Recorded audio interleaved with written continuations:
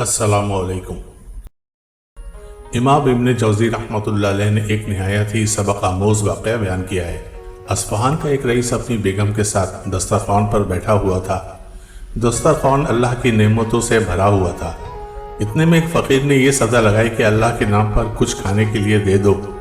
उस शख्स ने अपनी बीवी को हुक्म दिया कि सारा दस्तरख़्वान इस फ़कीर की झोली में डाल दो।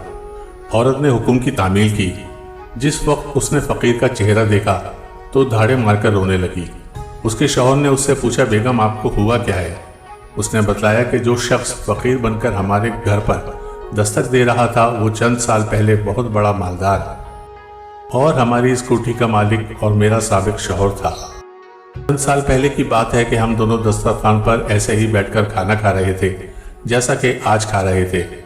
इतने में एक फ़कीर ने सज़ा लगाई कि मैं 2 दिन से भूखा हूँ, अल्लाह के नाम पर खाना दे दो। इस शख्स दस्तरखान से उठा और उस फ़कीर की इस कदर पिटाई की कि उसे लहू लहान कर दिया। न जाने उस फ़कीर ने क्या बद्दुआ दी कि उसके हालात दिगरगूं हो गए, कारोबार ठप हो गया और वो शख्स फ़कीर और कल्लाश हो गया। उसने मुझे भी तलाक दे दी। इसके चंद साल गुजरने के बाद मैं आपकी ज़ौजियत में आ गई। शौहर बीवी की ये बातें सुनकर कहने लगा, बेगम क्या मैं आपको इससे ज़्यादा ताज्जुब खेज़ बात ना बतलाऊं? उसने कहा, ज़रूर बताएं। कहने लगा, जिस फ़कीर की आपके साबिक शौहर ने पिटाई की थी वो कोई दूसरा नहीं बल्कि मैं ही था। दोस्तों, वीडियोस पसंद आती हैं तो लाइक, शेयर और सब्सक्राइब करें। बहुत शुक्रिया।